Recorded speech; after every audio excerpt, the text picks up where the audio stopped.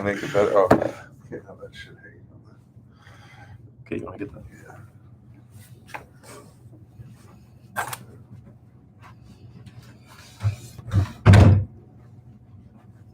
Oh, we got, I don't know, no viewers? One viewer? Are we live? We're live. We are live. Yes, That's we are. that light is not great. Here, slide over. Yeah.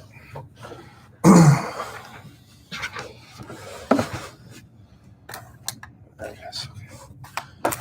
Sponsored by Grenade. No, not sponsored. Please, Yeah, sponsor. But Grenade, we'd love to. Yeah. All right, I guess we're live. So what's up, guys? Three people in the chat. Yeah. 3 people already. Amazing. Thank you for joining us.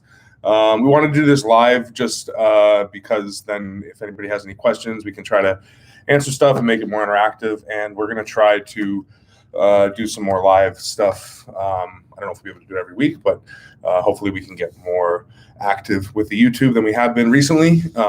Schedule should be able to allow that over the next few months. So we're going to try to be here as frequently as possible.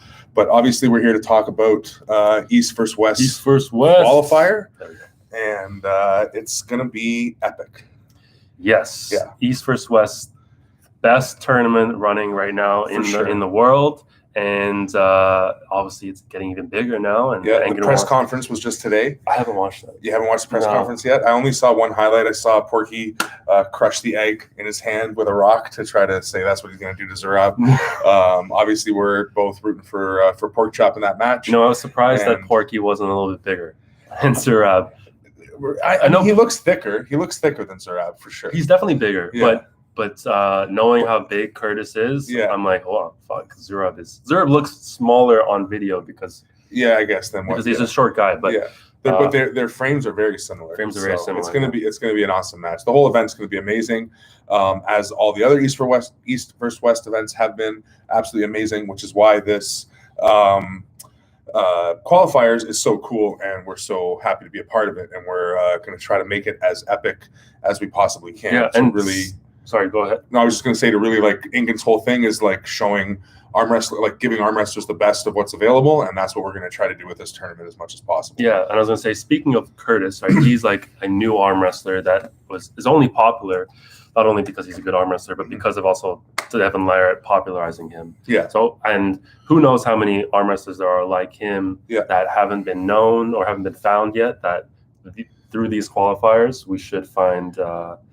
Them in more occurrence, right? So it gives them the opportunity to get on the stage a little bit more, because this tournament should have a lot of eyes on it, because it's an international qualifier. You know, it should be looked at equivalent to a nationals, pretty much. Yeah, you know what I mean. We're hoping to get people coming from different provinces. We want to present the best that Canada has to offer, so that the best guys in Canada are the ones moving on to the finals in Virginia, which will be like the finals for the West, so the Americas, because there's also a qualifier happening in Brazil, which is supposed to cover South America. Then there's 4 or 5, I think, happening in the States, and then there's the one here in Canada. Yeah, and you have to be a permanent resident to compete. So if you are in Canada and you do want to compete in a qualifier, you have to come to ours. Yeah, you can't go to the States and compete in one of their tournaments, unfortunately. So you're gonna have to come to Toronto, and but it's going to be a good time. So you're going to want to come. Yeah, up until this point, we haven't talked about the venue because we haven't had it lined up. We have nailed down the venue now, and the venue is a big part of what's going to make this event so crazy, right? Mm-hmm. So it's maybe not as well known now, but it is this extremely historical venue in Toronto, and it's been completely renovated, and it's very iconic for Toronto. So one of the things that we wanted to do was, being that we're going to be hosting it in Toronto and it's the Canadian qualifier, we wanted to show off Toronto as much as possible. We didn't want to just have it in some convention center outside of the city where, you know, like there's a gas station and a Tim Hortons around the corner, and that's all that's around you. So we are doing it at the El Macombo on Spadina Avenue at Spadina and Dundas, which is like as central downtown as you could possibly get without doing it like at the CN Tower. Yeah. And like I said, it's a super, super historical venue. We're going to do a bunch of promo videos as we get closer to this, kind of exemplifying and showing off the space, so you can see what's going to be available there. But huge stage. It's a great rock venue where people like the Stones, U2, Bon Jovi, Stevie Ray Vaughan, like the list goes on and on, Meatloaf, the list goes on and on of people that have played at the Elmo Combo over the years. And soon Table Monkeys will play there. Soon there will be a Table Monkeys event and a huge arm wrestling event at this amazing venue. We are going to have a band as well that's going to play in between the arm wrestling. And because of the way we've set it up, which we talked about the finals and everything in the last video, right? Yeah. So because we're going to run it down to a finals and then do a final 4 round robin, there are going to be like designated breaks in the event, which are going to give the band opportunity to play in those breaks. There's going to be DJ'd music. It's going to be an amazing event. We're not going to live stream it, because we want to be able to keep the music and the energy of the event really fun. But we also want to make it about being at the event. We're going to film it. The film and the audio video that they have, obviously being the Elmo Combo, is like completely next level. So we should be able to get amazing production quality for the video and stuff to present to people afterwards. Like, so when you do come and pull, all your arm wrestling is going to get filmed, and it's going to show up on our channel and maybe Devin's channel, maybe Be Strong Arm Wrestling. Like, I don't know how Top Troll. Top Troll. I don't know how all that's going to work out, because we are going to be working with sponsors and stuff like that. So everybody's going to have a chance to kind of put their mark on this event. Yeah. Okay. We'll keep talking about that in a second. Just to answer. Yeah. Okay, one of these questions. So, John, obviously, the big event's happening tomorrow. So we should probably talk about that maybe later. I know we're gonna have to. Yeah, of course. But okay, John Brzenk or Irakli Zirakashvili. Yeah, it's. I think we're both, no questions asked. It's Brzenk.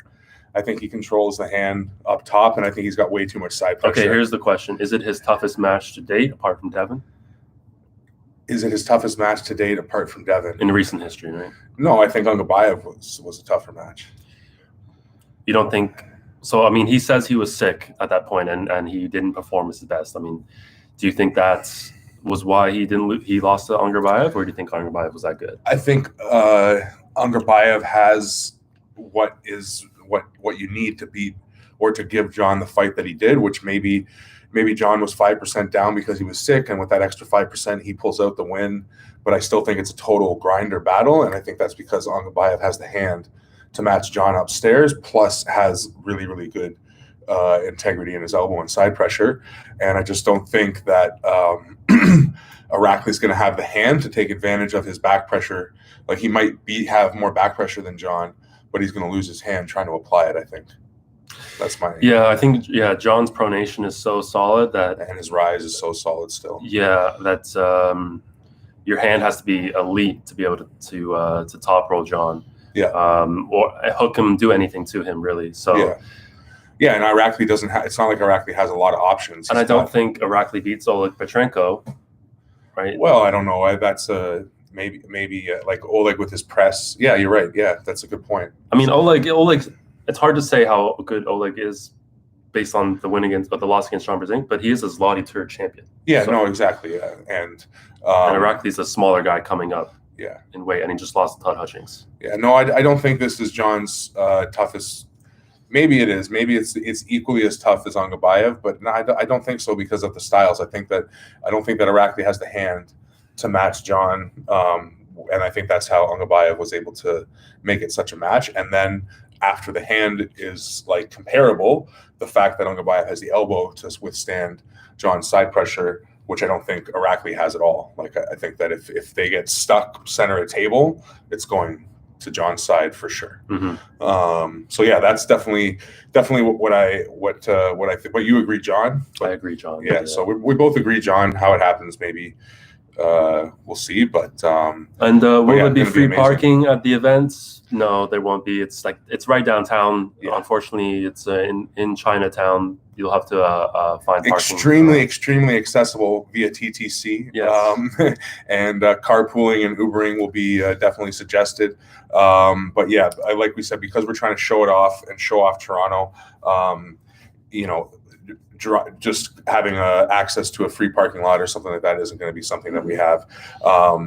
But it is going to be absolutely epic. The venue's amazing. We're going to be doing a lot of work to try to make it as much of a show as possible. Our motto kind of going through this whole event is more eyes than arms. We want to try to get more spectators to this event than arm wrestlers, which obviously that's, we're reaching on that one. But even if we break even or get close to as many spectators as there are arm wrestlers, that'll make it a pretty successful event in our eyes. There's no reason why this shouldn't be the biggest event in Canadian history. Yeah. There's the most at stake for this one, with the biggest venue, the coolest venue, right in the heart of the biggest city in the whole country. Yeah. And which is going to make it easy to get a lot of people to show up that don't arm wrestle.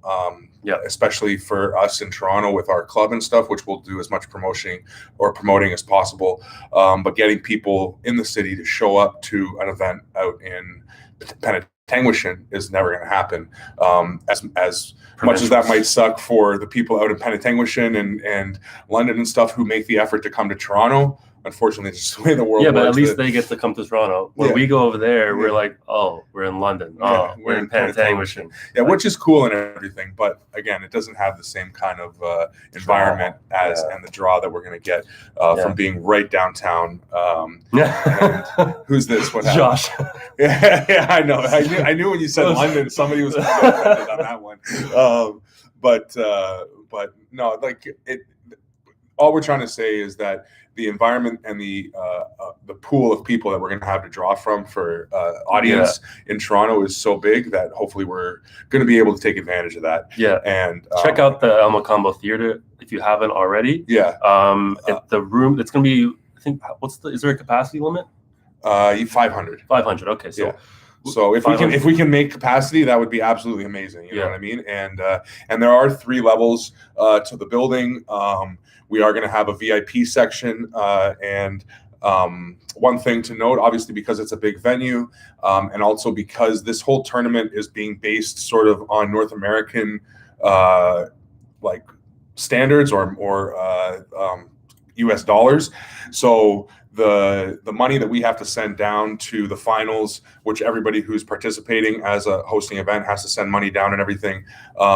We didn't want to charge more per arm for arm wrestlers because $50 is pretty standard for a big event around here. So it's $50 an arm still for pro, $30 an arm for amateur, but there is going to be an entry fee for everybody just to get in to the event in general. For arm wrestlers, it'll only be $10. For general admissions, it'll be $20. And then if you want to get up to the VIP section, which again, we're going to do promos and you're going to see what that looks like. But if you want to, like Alex said, just look up El Macambo and the promo video and stuff, and you'll get to see some shots from the balcony, which is just amazing. The view, the sight line to the stage, the main stage where all the main arm wrestling and the band is going to be, is absolutely epic. But anyway, to get up to the VIP is going to be another $10. Yeah. But your whole point was that you were trying to say that our money is worth less than the American. Like, our money is worth less, so we've got to do a few other things to make up the difference there, as opposed to charging. I think if we wanted to charge the same, I think it works up to $60 or $65 an arm, which is like, I'd rather charge people for admission and try to make money off of people that are or cover the cost from people that are there watching the event, not just the arm wrestlers. Yeah, and then just to answer the question, there is going to be food at the venue, drinks. It's fully equipped venue. It's also, again, right in the heart of Chinatown, so there's tons of other food around there. Like, you don't have to just eat from the venue if you're there all day. We are doing amateur and pro, and the way we're going to do it is, because we have the 2 rooms, is we're going to keep the amateur arm wrestling happening on a separate stage from the pro. So the pros have space to warm up and everything downstairs. And then if the amateur event takes a little longer, or there's a lot of amateurs that show up, which would be awesome, it's not going to bleed into the time for the pro event. So the pro event can start while the amateur event is finishing, and there won't be an issue with overlapping space and all that kind of stuff. And then what we're going to do is, once the amateur tournament is done, we're going to sort of turn that room that we were using for the amateur space into the after pulling and party and also the practice and warm up area for the people that are competing upstairs. And then the competition upstairs, 2 tables on the big main stage. Like I said, the balcony, screens everywhere, crazy audio. It's going to be so epic. The video that we're going to be able to get, we're going to have, I don't know if anybody that's there, I know Top Troll was there, but if you saw our team arm wrestling, how we had a scoreboard and stuff, we're going to try to rig something similar to that for the tournaments. So we're going to do as good a job to make it as exemplify how good of an event arm wrestling could be or can be, and that's our main goal for it. So and to do such a good job that we get the opportunity to do it again and again and again and again and again, because it is a lot of fun. We both enjoy it. We both have experience in the service industry. I've been in the service industry, obviously Chef Jason and all that shit, for my whole life. My wife is an event planner, so doing and hosting and putting on events like this is part of our wheelhouse. It's something we really enjoy doing. So if we can somehow bring that experience to the arm wrestling community to make it better for everybody else, that's what we're trying to do, right? Yeah. Any other questions that we need to just Top Troll going off? Thank you, Top Troll, for being active in the chats. We really appreciate that. So I guess we want to go over the rules, right? Yeah, okay. We'll go over the rules for the event. Pretty standard Table Monkeys rules. Yep. If you're used to those. So standard CAWF for the most part. Yeah, so basically WAF. Yep. And there's only really, I guess, 2 modifications, right? One will be set grip after 30 seconds instead of a ref's grip. Yeah. And all slips go to straps. Yeah. And then because it's a set grip, not a ref's grip, there's a warning in the set grip. So that's still standard sort of with WAF rules. Like in WAF rules, if you're not in a ref's grip yet and you move before the go, you get a warning before a foul. So we kind of do that in the set grip. And this is a way that we do it this way so that we get matches going, but we don't have to incorporate a 3-foul system, which a 3-foul system gives people more opportunity to change the outcome of a match through intentional fouls and stuff, which is not what we want in a tournament. So you still have a chance to get your own grip. Yeah, we're just going to be very quick to call the set grip because, again, having hopefully as many pullers as we do have and having such an awesome pro setup, we want to keep the matches moving as much as possible. We're going to try to make sure to stagger the tables so that while one table's getting set up, the other table's in the middle of pulling, and try to manage that as much as possible. And part of if you've been to our events, part of the things that allows us to get so many matches to happen, like when we run a round robin event and we have a total of, like the last one we did, I think we had over 300 matches in total, like that ended up happening, and we've pulled it all off in like 4 hours. And a lot of that does have to do with the fact that we go right to a set grip. So again, you have 30 seconds to get your grip, but if there's a lot of fucking around and you're trying to do like Evan Burgoyne stuff where you're like, no, this is center of the table, then the refs are going to call set grip very quickly. It's going to be lining up your webbing. They're going to hold your wrists so that they can feel if there's movement and stuff from the wrists. And then it's going to be close your thumbs, close your hands. As long as they can see knuckles and as long as they don't feel any carving, they're going to give a second. It's not going to be close your thumbs, close your hands, go. There's going to be close your thumbs, close your hands, go. There's going to be a break in there. There's not going to be a ready go. There's not going to be any other command. The ref is going to give a second for you to either stay stiff or fuck around and be an idiot. And if you fuck around and be an idiot, he's going to give you a warning. And then the second one will be a foul. Third time would be your second foul, which means you lose on fouls before the go, which is the last thing we want to happen. So that's why we're trying to make it where we really feel that in this set grip, when it's close your thumbs, close your hands, it gives the athletes the opportunity to negotiate that final little bit of grip, as opposed to when the refs are touching your hand and they're trying to do it. There's a lot of little fucking around that you can do that can lead that can really trick the ref. And also some people prefer to have their hand close first, second. Yeah. This way it's all standardized. People close their hands at the same time. Yeah, exactly. And it's much more like in the moment as it happens, which doesn't allow that kind of fucking around, like Alex is saying. Like if you want your hand closed first, again, there's a lot of tricks you can do, and more so than anything, you can force the ref to change the outcome of the match or the ref can end up changing the outcome of the match because he feels something happened that didn't really happen.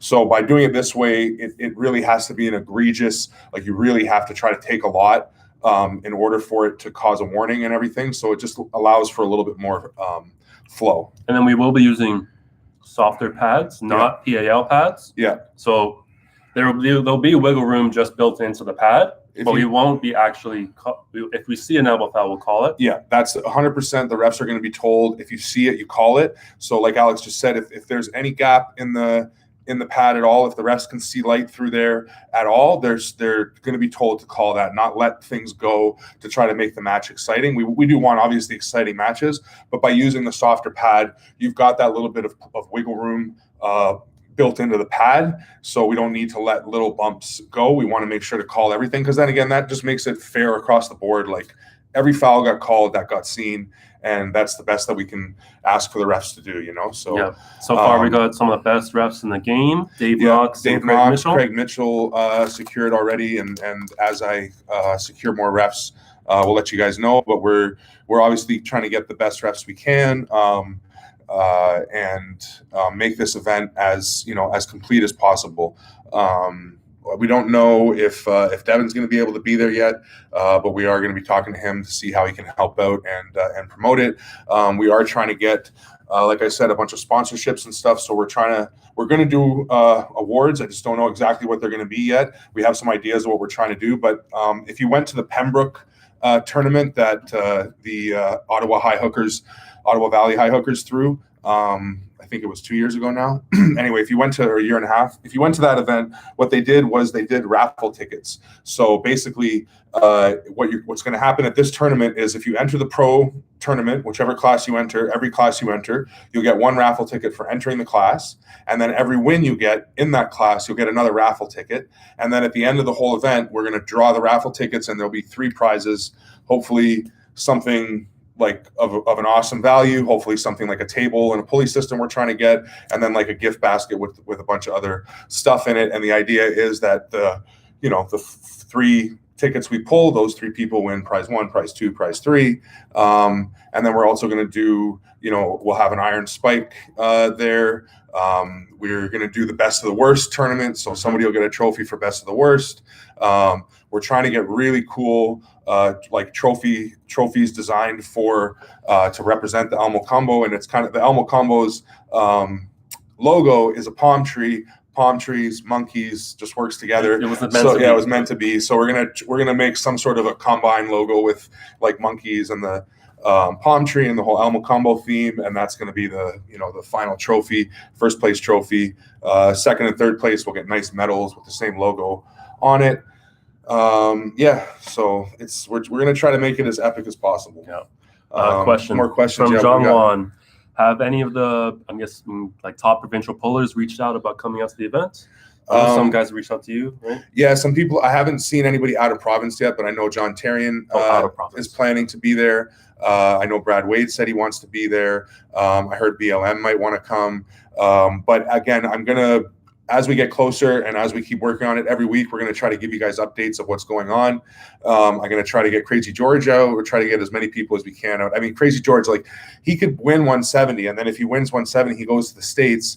Ends up like he's got to make it to East versus West. People have got to understand how crazy this old man actually is. Yep. But outside of province, obviously, we're hoping that a lot of people will come. I don't know if it's big enough, but it should be big enough for guys like SB and even Mask or some of the guys from out east. Yeah, I'm hoping Dal Antonio, hopefully Dustin Houghton, hopefully all the Quebec guys. I'm definitely going to reach out to Dustin. Yeah, Quebec guys should definitely try to make an appearance. Who am I thinking of? Oh, yeah, Nova Scotia, like Logan LeClaire and hopefully Uncle John. We're definitely going to talk to Uncle John, see if we can work out something for him running the mic and stuff, because that would obviously be epic. Yep. Although level it up one more notch. Yeah, exactly. Anything we can do to try to level this thing up, and anything that anybody has any ideas, like reach out to us if you want to get involved or try to help out. Reach out. Like I said, we're going to be looking to get a lot of sponsorship for this. So if anybody wants to reach out to us for that, please do so. Because I can't say it enough. We're going to try to make it as epic as absolutely possible. Yeah. And an event to remember, and one that we're going to try to repeat every year, hopefully. Yeah. John Wong will definitely be trying to get an interview with Devin to promote the event. We're hoping to go to the El Macambo with Devin and bring everyone for a practice, trying to do a promo video. Yeah, I haven't been able to talk to him yet. He's been traveling and stuff, but I've got a call scheduled, and we will be talking to him to see how he can be involved. But he loves the idea so far. I sent him a little clip of the Elmo. He seems pretty excited. So obviously, getting him involved will help promote it and help push it forward. But just the fact that it's an East versus West qualifier, that it's if you make it through this round and through the next round, you're getting flown out to Turkey by Engin Terzi. I'm pretty sure it's hotel covered and all that. Like your trip is covered. Yeah, kebabs. You're getting to go and partake in the biggest tournament that there is right now. There's no better place to no more prestigious place to be if you're in the arm wrestling world. That's where we all want to be one day. Yeah, exactly. And props to the people that have made it there, like Curtis and anybody else. You faced them one day. What's that? Many times, actually. Yeah, I've pulled Curtis a lot. I'm still, I don't know that I don't know if the gap is closing because he's gaining as I'm, chasing him, but I'm definitely a lot stronger than the first time we pulled, and he's definitely a lot stronger than the first time we pulled. So here's a good question. I don't know, actually. Do winners of the Canadian tournament have to pay their own way to the finals in the States? I believe so. I believe that I don't believe that that's covered. I don't know. There's a lot of little details like that I haven't heard all the information about, but again, we'll try to figure that out. But as far as I know right now, no, it doesn't. You don't get covered to go there. So, but it's the top two people in each class. So, but then there is a big prize award for the people that win if you go to the finals. Yeah, the finals in the States have a good cash prize for every class. So, and that's part of what we have to everybody that's doing a qualifier, every city that's doing one. So there's, again, like the one in Brazil, us, the ones in the States, they are all sending money to the finals to support the prize money in the finals. So that's a big part of it. And obviously, in case you're not aware, what's happening is all these tournaments that are happening, the qualifiers that are happening here to have the finals qualifier in Virginia, the same thing's happening in Europe. I'm not sure the countries and the cities exactly that is happening, but it should be another 6 or 7 different cities that are competing for qualifiers. The finalists from those qualifiers go to Turkey to do the finals for the East, and then the finalists from the East face the finalists from Virginia in the West at the East versus West, which is what we're all promoting it for. So, please spread the word. Please let everybody know. If you have any more questions about this event, like I said, we didn't know if we would get a ton of people on this one. We just wanted to do it live so we could ask questions, and then obviously it's in the archives and people can watch it. We still have 3 months until the event, so plenty of time to build more hype. Which is our plan, is just to continue to build hype, and every time as we get prizes locked down and sponsors locked down and more things locked down, we will continue to let you guys know and try to hype it up. It'll be the band will be the Michael Costantini band. So Michael Costantini is obviously my brother, and he's the one that does a lot of the music for our channel here.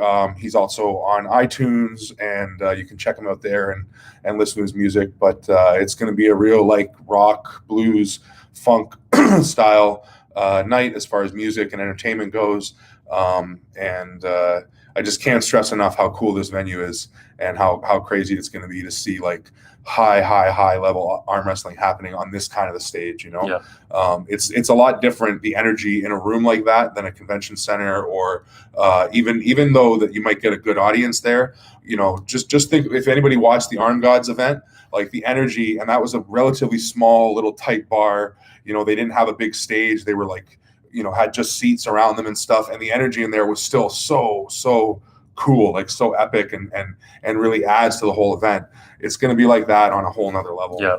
So as we get closer to the event, what we're going to do is put a registration out online so people can register beforehand, and there's going to be incentive to do that, so they'll get discounts on their entry, on their sorry, not entry fee, but basically participation fee, like in the event. So everything's going to be available to buy ahead of time. So your admission fee, your entry fee per arm, and if you want VIP ticket, all that kind of stuff, we're gonna have all that stuff available ahead of time. We're gonna try to get it as of February 1st, that it's available to purchase your like your pre-registration and everything. And like Alex said, we'll have discounts. So like the first pre-registration time frame will probably be like 20% or 25% off the total cost, and then a little bit closer to the event, there'll be another like sort of last minute registration, which that might be like say 10% off or 15% off. And then after that, it'll be normal price for anybody that buys it, the last week but you can obviously just show up the day of and pay your entry fee and everything when you get there.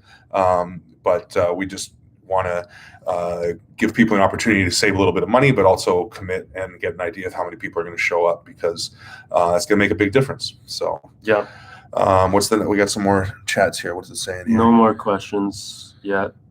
John Golan thinks we should give discount to people who sign up for Be Strong. Well, if they should, the first registration should still be open by that time, so they can. So we could do we'll both be at Be Strong, so we could do a live like a in-person registration and stuff. So if people wanted to buy it from us there, as opposed to ordering it, getting it online, I guess we could do it like that.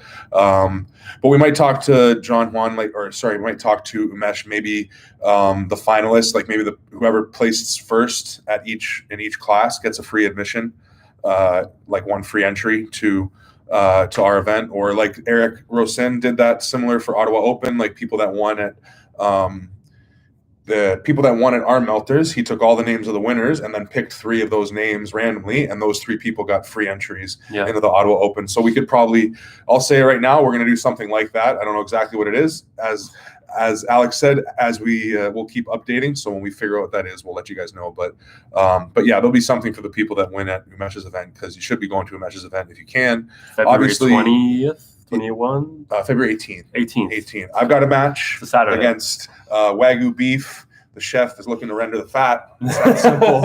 I know it was Lewis came up with that. You got to render the fat, which is really like strategically that will be my game plan. Not like I'm worried about talking about it, but the idea will be to you're not going to try to deep fry. Try to out endure. Yeah, I'm not deep frying them. That's not going to happen. If it does, then training went really well. But that motherfucker is strong. Wagyu beef about to get tenderized. Yeah. Well, no, it should. Wagyu beef should be extremely tender. That's what it is. It's if you don't render the fat properly, then the fat is still saturated and it's really unenjoyable to eat. So if you want to make good Wagyu, you got to cook it hard, then low and slow, so that you render the fat. But you could eat it sashimi style, right?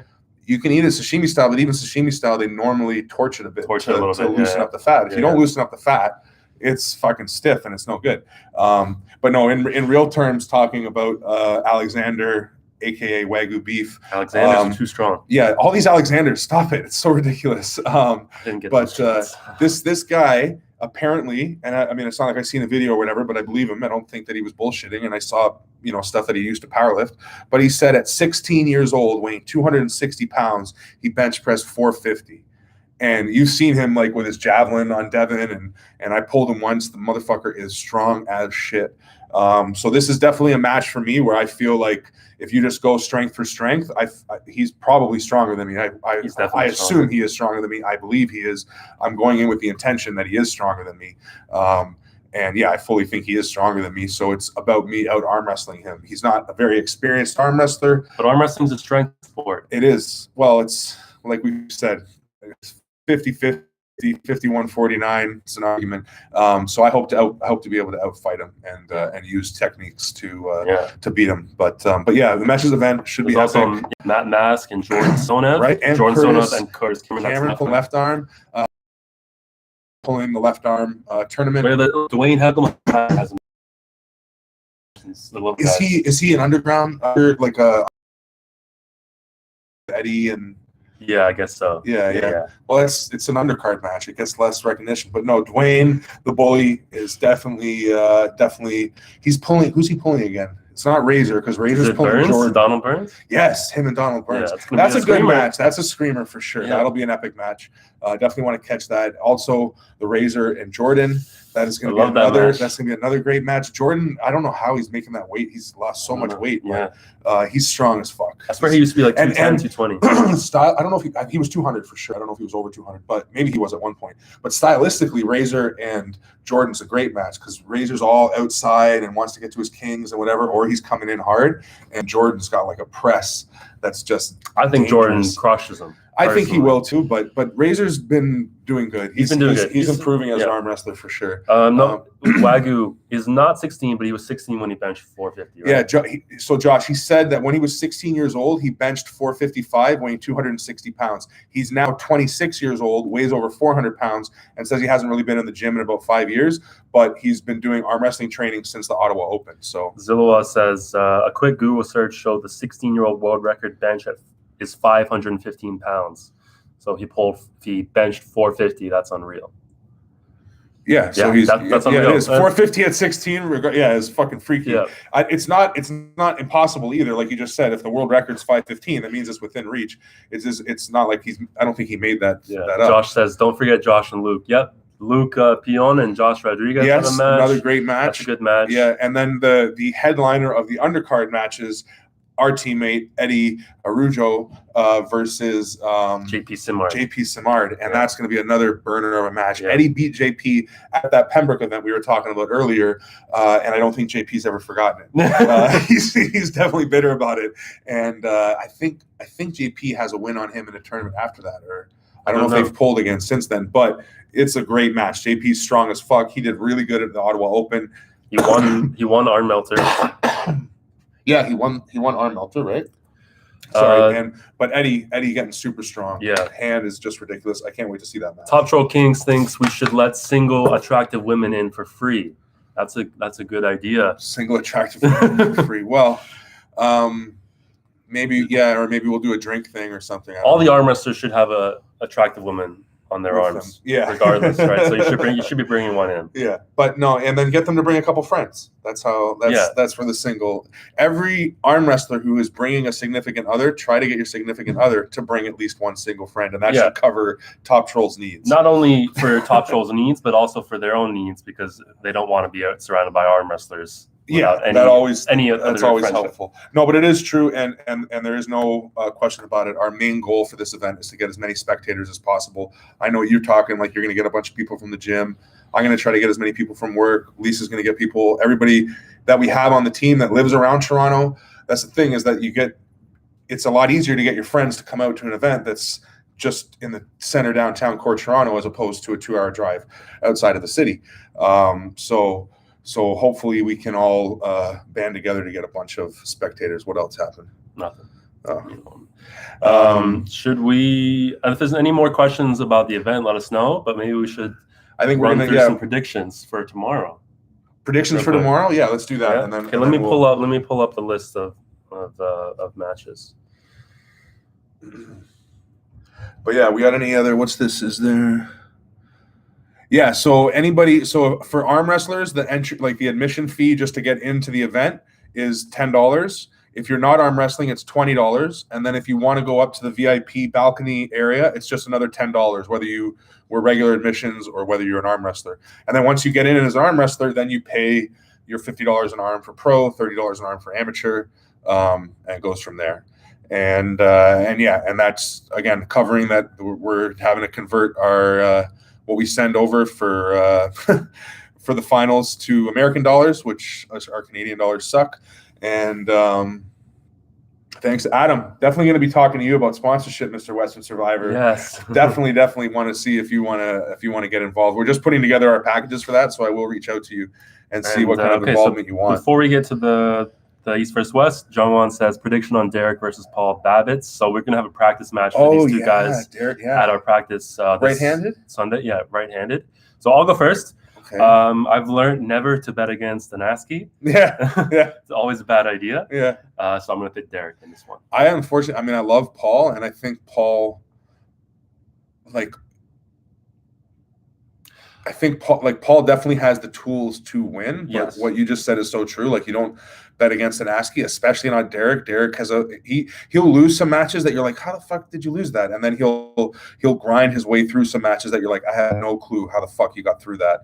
And I have a feeling that that's kind of what's going to end up happening with Paul. Like, he'll probably lose a round or two, Derek, but he'll be able to make the adjustments he needs to find a way to grind it out. I don't expect it to be easy for either puller, if like whoever does win, but I would have to give Derek the slight advantage for experience.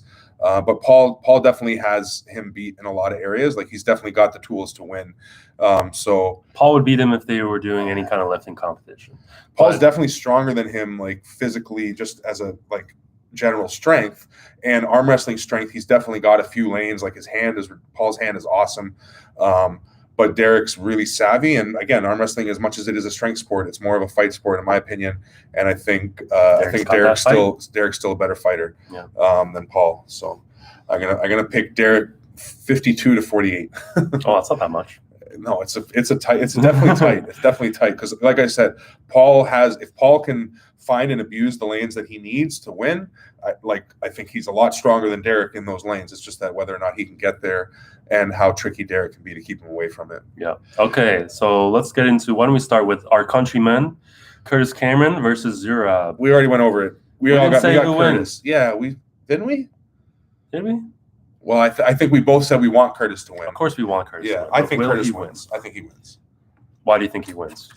I don't want to say. Okay. Because he's stronger? I will say, yeah, no, I think that Curtis's inside power is absolutely ridiculous. But he is a lot smarter than I think people are giving him credit for. He's obviously not the most skilled arm wrestler, like, especially when you're comparing him to guys like Evan and BLM, which is who he practices with a lot. But through osmosis, he's getting that, and he understands the game. He knows where he should go, and he understands when he makes mistakes and stuff. And I think the two matches that he's had with Todzilla have really, really leveled him up a lot. And then the win that he had over Ryan, I think, was another. That really leveled him up more in confidence. Like, gave him I'm in the same realm as these guys. So I think that they will probably get into a battle inside at some point, but I think that he's going to end up. I think Curtis has really been training a top roll, and I think he's going to have the higher hand in the hook. I don't think he'll go outside. I don't think he'll be able to stop Zurab from turning him into a hook, but I think he'll have the higher hand in the hook, and then have more back pressure, more pronation, and the higher hand. So I believe that their arm strengths will be comparable, and that Curtis should win. Curtis wins, yeah. I'm also biased. Yeah, we're both biased, but yeah, I think that's how it goes. But I think that Curtis has been training a lot more than just going in a hook, and I think that versatility might be something that he's able to exploit. Yeah. Okay. Here's a fun one: Paul Lynn, Rustam Babayev. Yeah, I got Paul. Yeah. Yeah, I got Paul. I think similar to what you just said about Curtis. I think Paul's got enough height on him and stuff, and he's got enough of that dirty side pressure that he can get enough height on Babayev's hand that he keeps him outside his shoulder. And tough to say, because I mean, if Babayev is the old Babayev, I would pick him because he's the guy that can beat Todd Hutchings in a hook. He's just ridiculous. But Devin thinks that he's untrained. So that's kind of the word on the street. So I don't know how good he is right now. I give Paul the edge. I don't think it's old Babayev, first of all, but I don't think Babayev's going to be a pushover. Yeah. Like, beating Babayev no matter what is impressive. And I think Paul is just stupid hungry right now, too. Yeah. Yeah, true. Yeah. Kidder Garley, Younger Bayev, Michael Todd. I don't know. I think Michael, I want to see Mike win. If Mike is healthy, I see him winning. I want to see Mike win, but with what Ungabayev did to John, now I know there's the whole John was sick factor, but we don't know how much that matters. So if you're just looking at results and the way that the matches went, I have a hard time, like, unless Mike has really, really, really fixed his hand, I think that Ungabayev is gonna test him in ways that he hasn't really. Monster version 85,000 million. will beat Angarbayev. Yeah, but what version is going to show up tomorrow? Because that could be the version in 3 years from now. I don't know what number that is. I don't know what number we're at now. This is Michael with stem cells, though, right? This is I new and improved. I know. New technology. I know, and he's lost a lot of weight, and he made the cut and everything. I was really impressed by what Angarbayev did to John, and Angarbayev stole my heart when he fucking gave Levon so much trouble, even though he lost 6-0. And his win against Kardecha. Yeah, I just think he forgets style and strength and everything. He has the right mindset and energy to beat the King's move, which is it's true. It's a never give up mentality, the King's move. And I feel like Angarbayev has that what match I think it'll be like? Did you watch Michael Todd versus Hermes a long time ago? Yeah, exactly. I think it's going to be just like that. Exactly. That's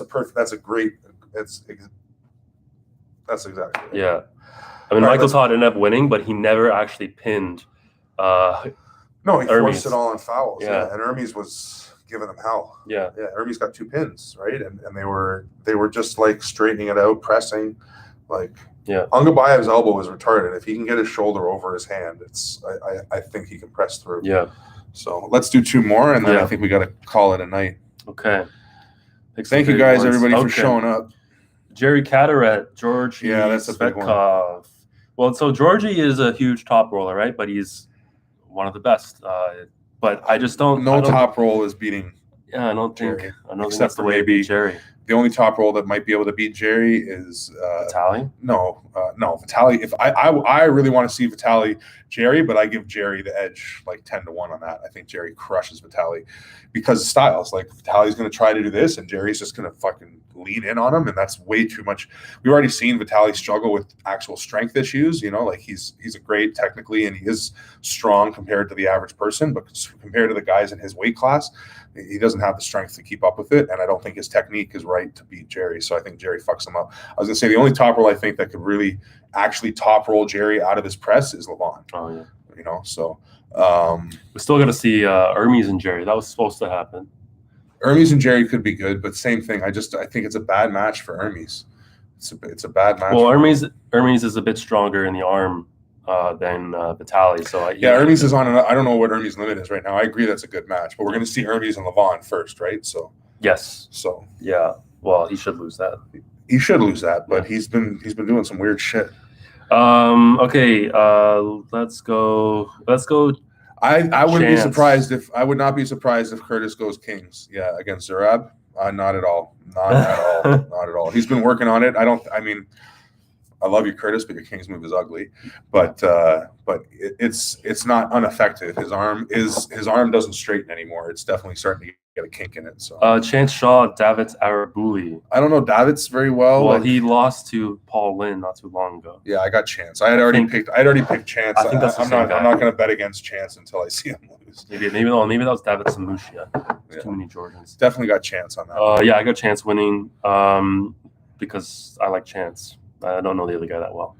What else we got? Corey West, Arif Artem. It's left hand. Corey right West. hand. It's right hand. Oh, Corey has both. He has a left hand with I don't know. Ferenc Osmanli, who is he's that guy that had a hook war with John a long time ago. That was insane. I don't know his left arm, but I don't know. Corey West and Arif. Arif, that guy that got dummied by Morozov in that video where he was like shaking him around. Oh yeah, laughing at him. Yeah. That's that guy. I give Corey the edge. Could be a good match though. I think Corey crushed him. Okay. I just said I give him the edge. I just don't know he's going to crush him. After seeing how Corey did with Kardecha, like how he did there. I know. But apparently David Arabuli stopped Morozov inside in a practice. Practice. Come on, JW. It's a practice, but it's tough to turn Chance inside of a hook. John tried that and got flash pinned. Yeah. So who knows? Yeah, I don't think look at what Zurab did trying to turn him into a hook. That's not a good idea. Not with Chance. Yeah. So pick one more, and then do we do Brezink? Or we did that. We did Brezink earlier. Gabby. I got Gabby all day. Do you know this other woman? No, but I saw her win her WAF, and there were only 2 other competitors, and she just fucking bang. Who knows? It didn't You look see like the picture of them standing next to each other? Yeah, she's a monster compared to her, but I think that's great for Gabby. Like, I think this girl's going to have her arm like down like here, trying to get a grip of Gabby, and Gabby's going to be like, fine, and then it's just over. Yeah. I got Gabby all day. I love Gabby. Gabby's Gabby all the best. day. Yeah, Gabby's amazing. Okay, any more final questions? We are out in 30 seconds. Let us know what you got. Apparently, Dabby also beat Levon in practice. Yeah. Yeah. Well, Rackley beat Levon in practice. Yeah, exactly. So John's fucked. Yeah. Fucked. All right. It looks like. Yeah, we did Brzenk. Yeah, we said Rackley at the Brzenk. beginning. Yeah, we verdict is Brzezink's going to have too much hand for him for Rackley to really access his back pressure, and Brzezink's for sure got way too much side pressure. So once Brzezinck stops at center of table, all to Brzezinck. That was our assessment. But who knows? Rackley could be, as strong as. If Hermes beats Levon 6-0, is he ready for Bowen? No, nobody's ready for Bowen. No. Are you kidding?